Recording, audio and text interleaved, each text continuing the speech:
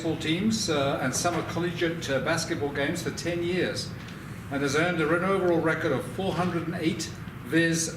223 with 5 league championships. He's a graduate of the Major League Baseball Scout School and also scouts for the Atlanta Braves. In 2012, he was the youngest baseball manager in the country. So without further ado, I would like to introduce Casey to you. All, and here is talk. Thank you guys very much. First off, guys, thank you very much for having me. I want to introduce some people that I brought with me that are going to have a little part of the presentation tonight and a part of the Q&A at the end. First, the owner of the Palm Springs Power. He's owned it for going on his 15th year, and he's here tonight. He's going to help us out with some of the stuff later in the presentation. Andrew Starkey, the owner of the Power, is here with us tonight. Next to him is Harry Gurley. Harry Gurley is the most winning manager in the 15 years of the Palm Springs Power, and he's the only person in the team's 15-year history to have his number retired. And I got the opportunity to coach underneath Harry in 2016. Very valuable for me going from an assistant's role into the manager's role, so very thankful for Harry Gurley. And Steve Ferrari. For any of you who have been out to one of our Power games or Winter League games, Steve is the guy that gets the crowd going. He's our hype man.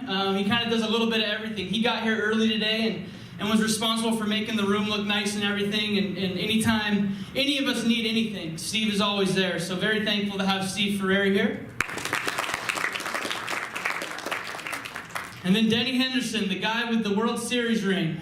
He was a professional scout for the Chicago Cubs for 35 years. He did amateur and professional, but he lives here in La Quinta now. Very thankful to have him in the area. Me being a young scout and turning in scouting reports, having a guy like him to bounce ideas off of.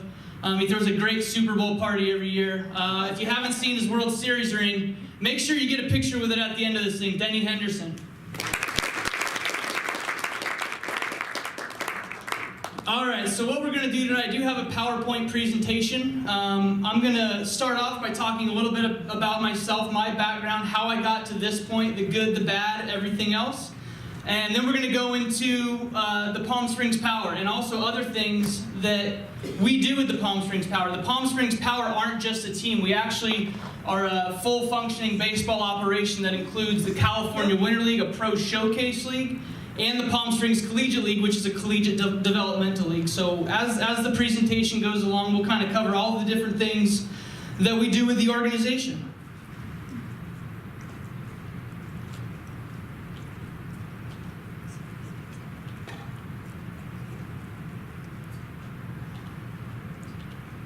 All right, so the main thing I do a lot of different things throughout the year. There's a lot of different things that go into my job that make it a full-time year-round job. The main thing that I do and the thing that I have the most passion for and the thing that I've been pursuing in my career to this point has been managing. And I'm the manager of the Palm Springs Power. That's a job that usually takes up 3 to 4 months out of the year between summer and winter season, so it's not something that keeps me busy in baseball the entire year. But it's the thing that I have the most passion for, being on the field with the guys. There's a lot of strategy that goes into managing, and a lot of that, you're helping guys further their career. What we learn on the field and that kind of stuff, I get the opportunity to help guys further their career, whether it's in college or whether it's professionally. Talked about the California Winter League a little bit, so I'm an instructor and I also manage the Power during that season. What's different about the Winter League from the Power is full of, we're basically a college all-star team. We take college players from all over the country. They come to the Palm Springs area for the summer, and we play baseball games. The California Winter League is a pro showcase league, and we're getting, for the most part, some of the best undrafted collegiate players from all over the country. We also get players internationally. This last winter, we've had players from Japan, South Korea, Taiwan, Canada, Australia. We get professional free agents from all over the world. In the 8-year history of the California Winter League, we've helped almost 600 players sign professional contracts. This last Winter League, we actually had a guy by the name of Tyler Matzik, who was a first-round pick of the Colorado Rockies, made it to the major leagues and had a nice major league career. He used the California Winter League as a way to get back into professional baseball. The Palm Springs Collegiate League, We're going into our first year of operating the Palm Springs Collegiate League. It's college players, just as the Palm Springs Power are. The difference between the Palm Springs Collegiate League is we're taking lower level college players, guys that don't play at major programs. We're getting them from junior colleges, NAIA schools, Division IIIs, and it's developmental. So with the Power, we manage every night to win the game. We go out there to win the game. With the Collegiate League, it's about development. It's about these guys getting on the field and getting better. I'm an associate scout with the Atlanta Braves. Basically, that's an entry-level scouting position. I turn in about 5 or 6 scouting reports a year. Sometimes they look at them, sometimes they don't. But either way, it's a great opportunity for me to learn the profession, keep a foot in the door, and continue to build my skill set in the scouting realm as well. I also scout for the Southern Illinois Miners, which is an independent professional team. Independent professional teams operate just as affiliated minor league teams do, except they're not affiliated with any major league organization. And then finally, I work as the recruiting coordinator for Harris-Stowe State University, and that's something where I can find them players just doing all of these other jobs that I do. They are a small school in the Midwest. It's only $10,000 a year to go there for out of state. St. Louis is a very affordable place to live. So I've used it as a way to help a lot of kids that can't afford. Maybe they're not big school scholarship guys, or maybe they've failed a math class, for example, and they're not NCAA eligible. So they go out to the Midwest, they get affordable education, they get to play baseball. So that's been nice for me to utilize that as well.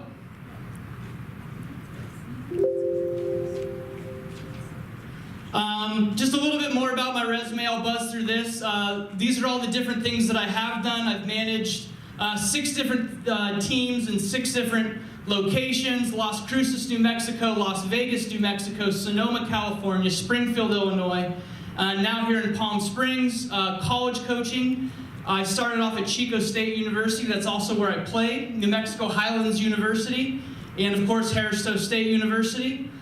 With my scouting, I do have my Major League Baseball scouting certification, which was a big break for me. Learned a lot of stuff doing that. Worked as an associate for the Blue Jays, associate for the Braves, and of course with the Miners. So my baseball background's a little bit different, and that's why I wanted to tell the story. Because a lot of times when people ask me, I don't have enough time to go through everything. I kind of got there in a different way than a lot of people. So when I was a high school senior, in order to graduate, everybody has to do something positive for the community, learn a skill set that you haven't done before, and I elected I wanted to run my own baseball team. Baseball was always my passion. I played at the time, but I said, okay, well, if I got to do a project, I want to do it on baseball. So I had a mentor in the community. He was the executive director of a nonprofit organization. He basically taught me everything that it takes to create something from nothing, going from day one to day, whatever, and having a completed project. Things that included organizing, networking, public speaking, fundraising. And so he walked me through the first year, and I ended up with a completely new skill set that I never had before. And it's been a skill set that I've actually been able to use in a lot of different aspects of life than just baseball. So different from a lot of people, I did play through college, but I wasn't always out there looking for a job to manage because I ran my own club. I was able to create a schedule, operate a budget, spend the money we raised as I see. I got to pick the team. So I got to run all aspects of a baseball team at a very age. I did that for almost 10 years. The picture you see there up on the top, top left to you guys, that's the original Reading White Sox team. When I moved to Chico to go to school, I changed the team to the Pirates. I became a manager for the first year in 2006.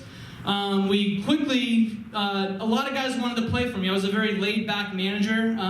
People always said, what's it like being a younger manager? What's it like managing people your age? I always thought it was an advantage because I was able to relate to the players a little bit more. Communication and that kind of thing was easy. And we didn't have, really any issues. I put the picture on the bottom left there because I got the opportunity to play in San Quentin Prison 5 different times. Not as an inmate, as a guest. So they are the only prison in the United States that still continues to play teams from the outside. And they view it as a rehabilitation program where, they're not divided by gangs and race and that kind of thing. They're divided by what team they play on.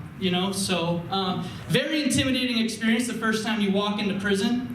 You walk in and you got to sign a petition that says, if you're captured, we will not negotiate for you. So that's a little scary. The players, the coaches, the umpires, the fans are all prisoners. And they're not afraid to tell you, hey, I bet a carton of cigarettes that you guys would win, so don't screw it up. So, but a very fun experience nonetheless. The next picture, I got the opportunity to, the man with the silver hair over there, he was a junior college baseball coach for 15 years. From where I'm from, he was a legendary junior college baseball coach, and I was able to build the program up to the point where he wanted to become involved. And that really helped me a lot as a young manager to get to learn from someone that had done it for so long. And then the final picture is the last year that we operated. We won a league championship. And from that point, I moved on. Baseball to that point for me was a passion, and it was something I loved, but it was a hobby. So as I got older and as I became an adult, doing something for a hobby that I invested that much time into wasn't realistic. So I said, okay, well, I've got to try to make this a career or I'm wasting my time. So in 2012, I was hired to manage an independent minor league team in Las Cruces, New Mexico. Before I got there, it was my first time coming to Palm Springs, and probably one of the most influential experiences of my career, because I never got to work with guys. I put these 4 guys up here in particular because they helped me out a little bit more than anybody that first year and taught me things from a level that I had never been at. Tim Johnson not only played in the major leagues, he managed the Blue Jays, so a major league manager. Stan Clyburn, he actually played for the Angels back when they did spring training here in Palm Springs, ended up managing with the Minnesota Twins in AAA. Tom Batista is a national cross-checker for the Atlanta Braves. A national cross-checker is the highest level amateur scout you can be. He travels all over the country and sees the players right before they get drafted. And then Harry Gurley, who's here tonight, Harry was a pitching instructor in the California Winter League. I was a position player. I grew up knowing hitting and position playing. Harry was a pitching coach. He was a pitching coach at Ohio State. He was at the Winter League to evaluate pitchers. So I spent the majority of my time when I wasn't managing my team back behind home plate with Harry learning about pitching, and that was very beneficial to me. So from there I go to Las Cruces. I took the job that nobody else wanted. Las Cruces was the worst supported team in the league, worst in league attendance, worst in sponsorship money. Nobody in Las Cruces liked the baseball team. I said, I don't care, that's great, give me the team. I want to go there and I want to win anyway. So I just need an opportunity. So I basically took the job nobody wanted, and that's the only reason why a guy like me got into professional baseball, because I was willing to take a job that probably more qualified people at the time weren't willing to take. That year, we went 42-28. We won the league championship in our first year. Despite all of that, we averaged 50 people a game in attendance. The team folded, and I no longer had a job. The team was brought back in 2015 to the same. Nobody cared they were there. Nobody came to games, and they went 18-50. So from there, I go to Las Vegas, New Mexico. Las Vegas, New Mexico is a real place. It's the original Las Vegas, fun fact.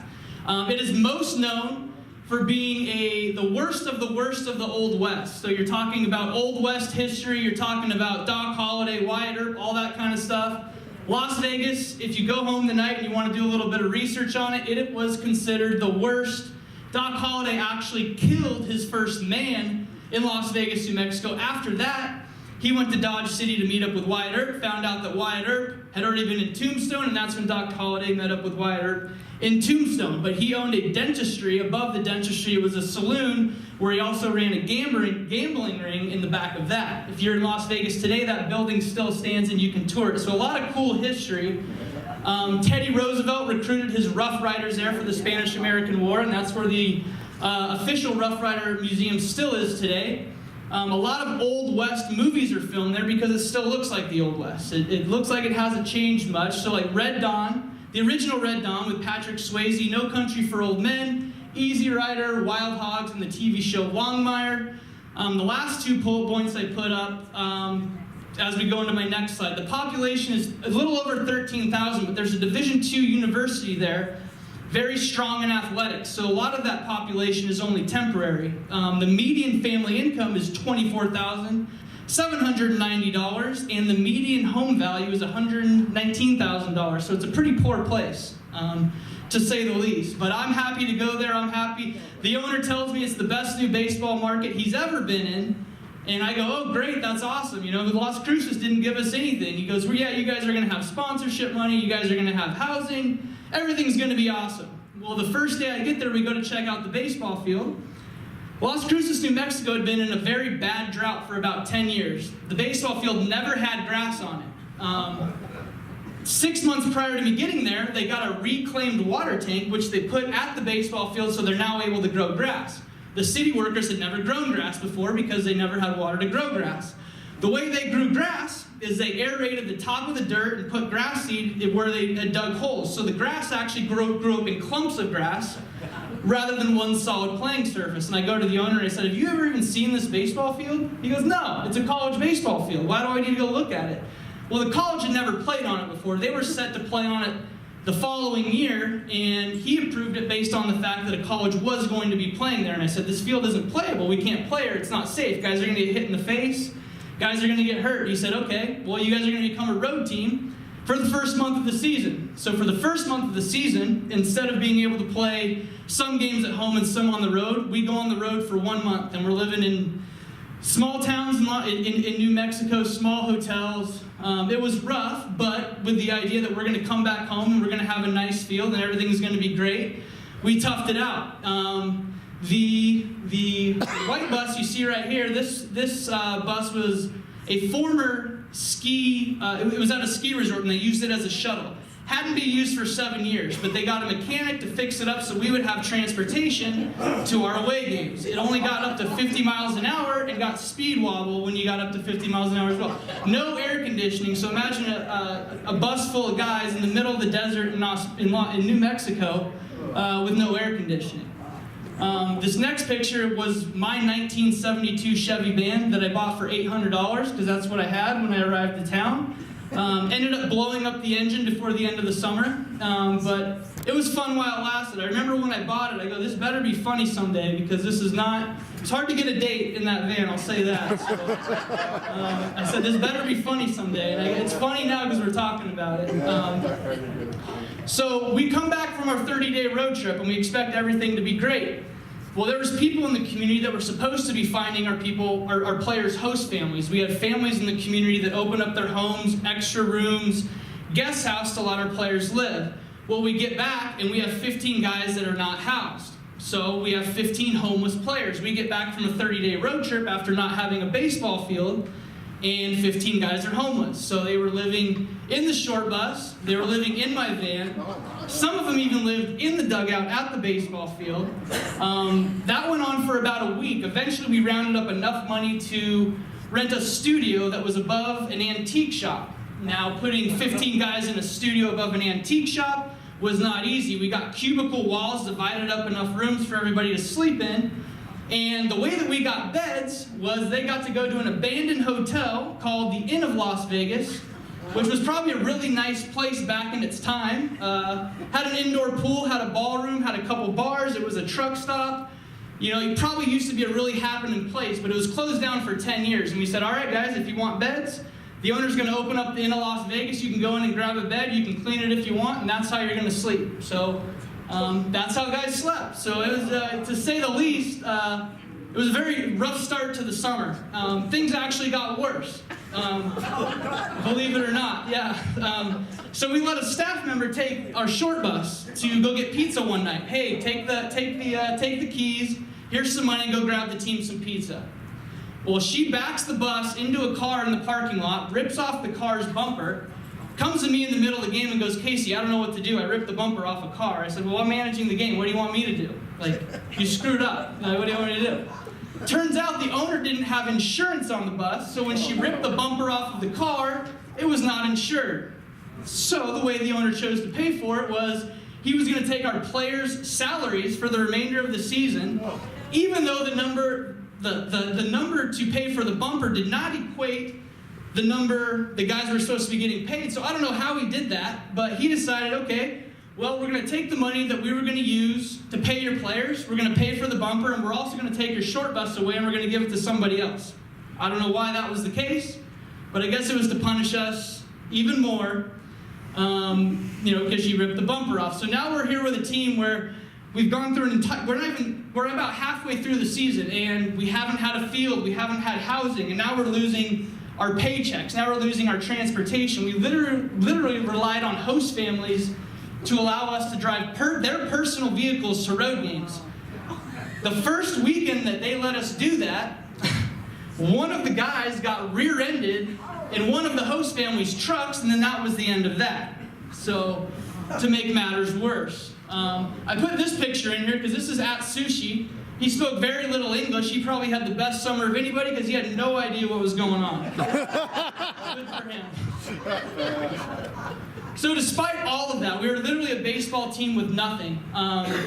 We went to the championship that year. We only won one less game than I did with the Las Cruces team the year before.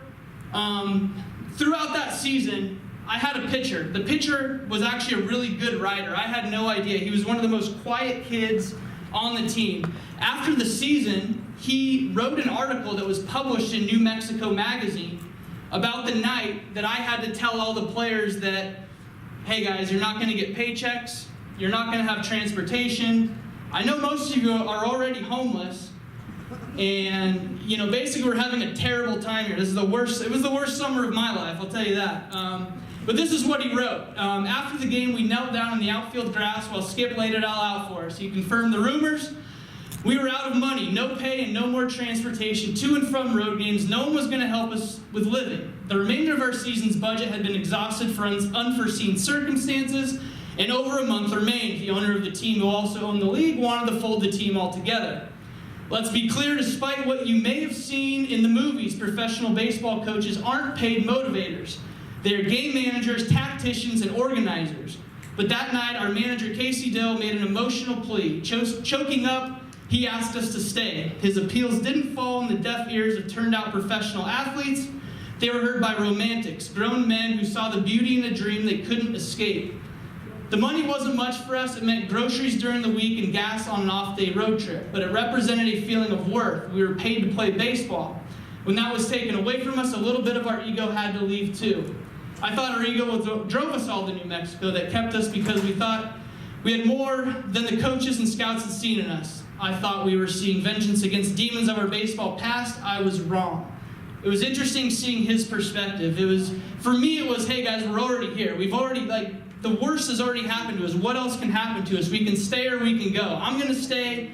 If you guys have to leave because you can't make the money work or any of that, feel free to leave. I came here to win and get a better job. You guys are welcome to leave. Everybody ended up staying. We went to the championship that year and lost, and that was the first time where I lost a baseball game, and I didn't care. I was just happy that it was over. And I told my team that afterwards. I said, guys, to overcome what we have, that says a lot to all of your characters, that we were able to be successful when nobody provided us with anything that we were supposed to be provided. And so while I had a terrible time, it was actually a pretty good life lesson and gave me a lot of confidence moving forward. Sonoma, California was the next year. Sonoma, California. I'm from Northern California, so I got to go closer to home. It's a higher level league. It's supposed to be a promotion. Everything's going great. I spend the entire offseason as the team's manager. I build the entire roster. I show up to Sonoma. Everything's great. They have a player that's local to Sonoma. Now, that player actually played at New Mexico Highlands University in Las Vegas, New Mexico the year before. What are the odds that someone from Sonoma, where I would be managing, was also in Las Vegas, New Mexico the year before? That player tried to get on my Las Vegas, New Mexico roster, and I basically said, you know what? You're not even good enough to not get paid with no transportation and no housing. That was my honest baseball opinion. I talked to his college coach, and the college coach said, hey, look, Casey, he's a great kid, but he's not necessarily a professional player. And I said, okay, great. I understand. I appreciate your opinion. So we passed on him. So that player is now in Sonoma, California. His dad is the local high school coach for the field that we use. So the front office tells me, hey, Casey, there's this player. And I say, okay, well, hey, I know that player. This is what happened. This is who he is. This is my experience with him. This is what his college coaches tell me. They say, Casey, that's fine. No problem. Keep him in spring training. Give him a fair shot. If he's not good enough, we can let him go. Okay, no problem. We'll let him on the roster for spring training. If it doesn't work out, we can let him go. Spring training We get through spring training. He's clearly not as good as the other guys. I go to the front office and I say, hey, look, he's not as good as the other guys. You know, our first baseman that year ended up breaking the league's home run record. This other player also played first base. And they said, okay, go ahead and release him. You gave him a fair shot. That's all we could ask you to do. Call him into the coach's office. It's me and my 2 coaches. We say, hey, look, it's just not going to work out. You're just not ready for this level of baseball. No hard feelings. We'll even help you find a job in another league. We're happy to help, you know. He starts crying, doesn't really give us any kind of response. The next day, me and the coaching staff get called into the office to let us know we'd been fired. Oh, no. Yeah, so the job that was supposed to be a homecoming, a higher level job after just surviving what was the worst summer of my life, ended up being Las Vegas is still finding ways to get me, right? This kid that I met in Las Vegas, New Mexico, happens to be in Sonoma, California, where his dad's the high school coach, and we got released as a result. We also found out later we were an expansion team, and the front office was $30,000 short on their fundraising goal, which was also the same budget for the coaching staff. So, very rough situation. I put these stats up here, and I won't list who the player is, but the day after we got fired, they let the player back on the team. And I don't know how many of you know baseball stats, but didn't have a great career. And the only reason I put that up there is cutting players and that kind of thing is part of my job. Sometimes I got to be the bad guy. A lot of places you go, your job is to win. I also understand that there's political decisions that need to go into it. I thought I did right by the kid by at least making my front office aware of the situation and letting them be a part of the decision. To say the least, his career didn't work out, and whatever. We move on. It was another rough situation, going from failure to failure, but I just kept moving forward. Next year, I'm in Springfield, Illinois, Springfield Slider. The team had finished dead last place the previous 2 years. I said, you know what, that's great. You guys finished last place, that means all I have to do is not finish last place, and I did my job. Well, we ended up going to the playoffs that year. We lost in the first round of the playoffs. The team actually had very good community support. The stadium was a former AAA stadium for the St. Louis Cardinals, so nice facility. No one ever told me how much it rained in the Midwest during the summer. I'd never been to the Midwest. This picture here pretty much describes my entire summer with the Springfield Sliders. So the baseball team was also the tarp team. So whenever the tarp needed to be pulled, whether it was morning, afternoon, night, whether it was after a 14-hour bus trip, I had to organize the baseball team to pull the tarp. That could mean us driving 2 hours, playing a game, driving 2 hours back. Casey, get the team off the bus, pull the tarp. Okay, no problem.